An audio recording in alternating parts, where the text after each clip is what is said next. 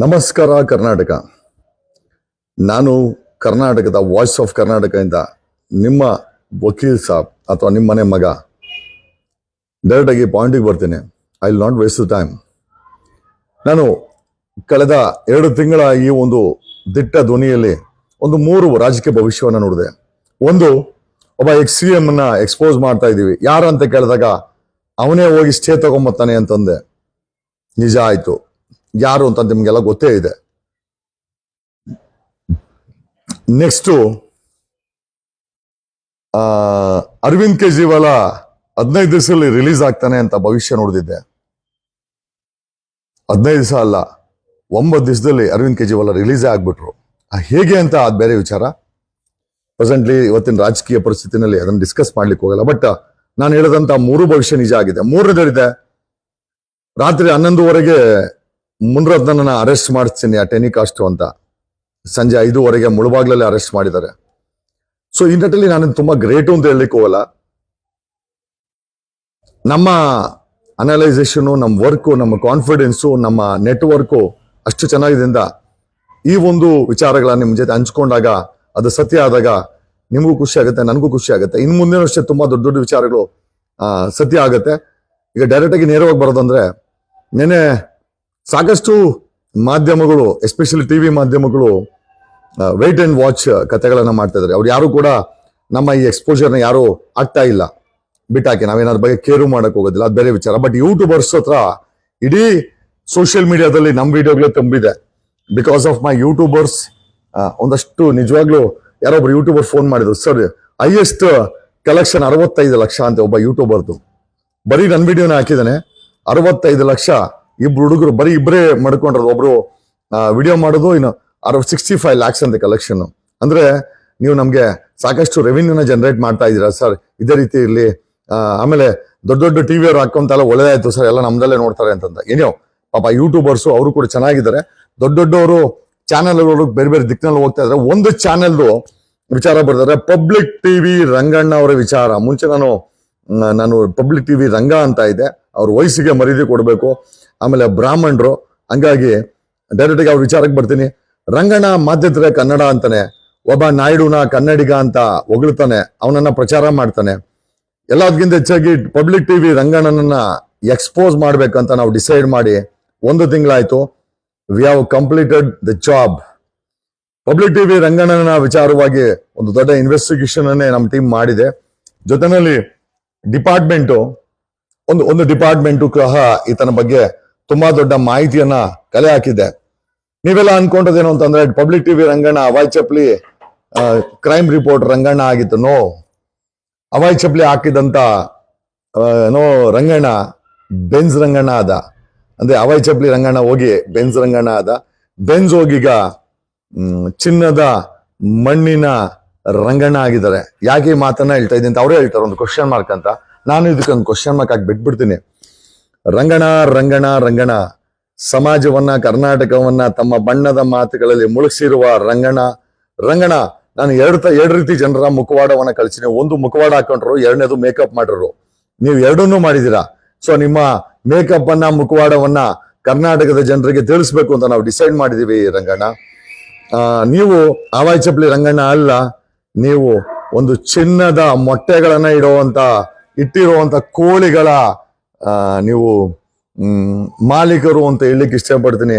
ಎಷ್ಟು ಮಣ್ಣಿದೆ ರಂಗಣ್ಣ, ಚಿನ್ನದ ಮಣ್ಣುಗಳನ್ನ ಮಾಡ್ಕೊಂಡಿದ್ದೀರಾ. ಏನೋ ರಂಗಣ್ಣ, ನಮ್ಮ ಟೀಮು ಇನ್ವೆಸ್ಟಿಗೇಷನ್ ಮಾಡ್ಬೇಕು ಅಂದಾಗ ಡಿಪಾರ್ಟ್ಮೆಂಟೇ, ಸಂಬಂಧಪಟ್ಟಂತ ದೆಹಲಿ ಡಿಪಾರ್ಟ್ಮೆಂಟೇ ನಿಮ್ ಬಗ್ಗೆ ಆಲ್ರೆಡಿ ತನಿಖೆ ಮಾಡಿತ್ತು. ರಿಪೋರ್ಟು ಸಹ ನಮ್ಮ ಕೈ ಸಿಕ್ಕಿದೆ.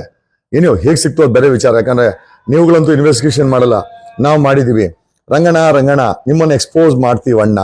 ಏನಣ್ಣ ನಿಮ್ ರಿಯಾಕ್ಷನ್? ಏನ್ ರಿಯಾಕ್ಷನ್ ರಂಗಣ್ಣ? ಅವಾಯ್ ಚಪ್ಲಿ ರಂಗಣ್ಣ ಅಂತೂ ನೀವಲ್ಲ. ನೀವ್ ಏನು ಅಂತ ನಿಮಗ್ ಗೊತ್ತು, ಒಂದು ಮಟ್ಟಿಗೆ ನಮಗೂ ಗೊತ್ತಾಗಿದೆ ಈಗ. ಆಮೇಲೆ ರಂಗಣ್ಣ ಬರೀ ಚಿನ್ನದ ಮಣ್ಣಿನ ರಂಗಣ್ಣ ಅಲ್ಲ, ಬೆನ್ಸ್ ರಂಗಣ್ಣ ಅಲ್ಲ.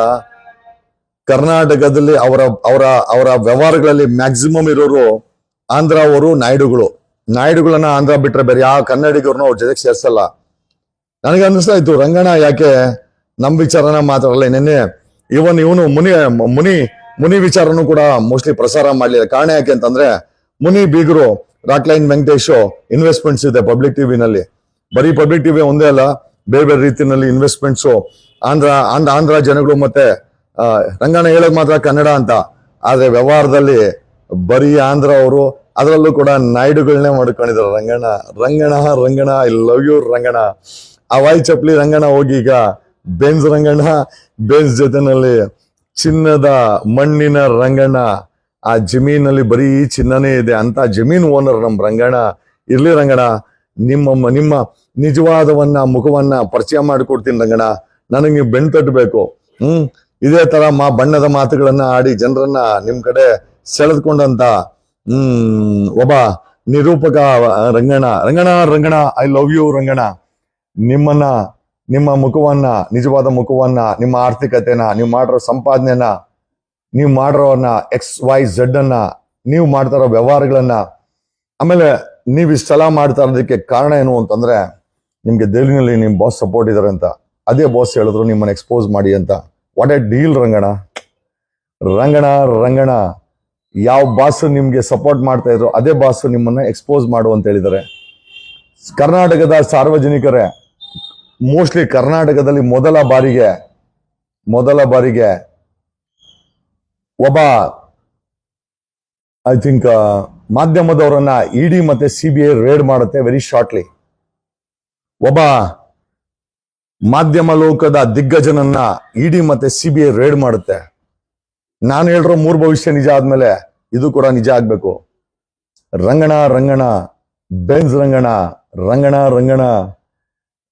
ನಾಯ್ಡು, ಆಂಧ್ರ ನಾಯ್ಡುಗಳ ವ್ಯವಹಾರದ ರಂಗಣ ಪಬ್ಲಿಕ್ ಟಿವಿ ರಂಗಣ. ಆ ಬಾಡಿಗೆಗೆ ತಗೊಂಡಿದಿರಲ್ಲ BMTCದು, ಅದು ಕೂಡ ಯಾರೋ ಹೇಳಿದ್ದು ಕ್ವಶನ್ ಮಾರ್ಕ್. ಅದು ಕೂಡ ಪ್ರೆಷರ್ ಹಾಕಿ ಕಮ್ಮಿ ರೇಟಲ್ಲಿ ಮಾಡ್ಕೊಂಡವ್ರೆ ರಂಗಣ್ಣ. ಬಿಲ್ಡಿಂಗ್ ಅನ್ನು ಬಿಡಕ್ಕೆ ರೆಡಿ ಇಲ್ಲ, ಬಾಡಿಗೆ ಜಾಸ್ತಿ ಮಾಡಕ್ ಬಿಡಲ್ಲ ಅಂತ ಕ್ವಶನ್ ಮಾರ್ಕ್ ಹಾಕಿದ್ರು. ನಿಜನೋ ಸುಳ್ಳು ನೀವೇ ಹೇಳಿ ರಂಗಣ್ಣ.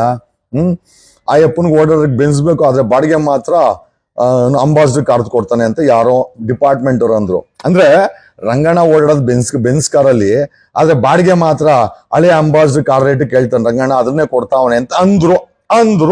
ಇರ್ಬೋದೇನೋ, ಯಾರು ಗೊತ್ತು ರಂಗಣ್ಣ. ಅದೆಲ್ಲ ಹೋಗ್ಲಿ, ಈ ಇಡಿ CBI ನಿಮ್ಮಿಂದ ಯಾಕೆ ಬಂದವ್ರೆ ರಂಗಣ್ಣ?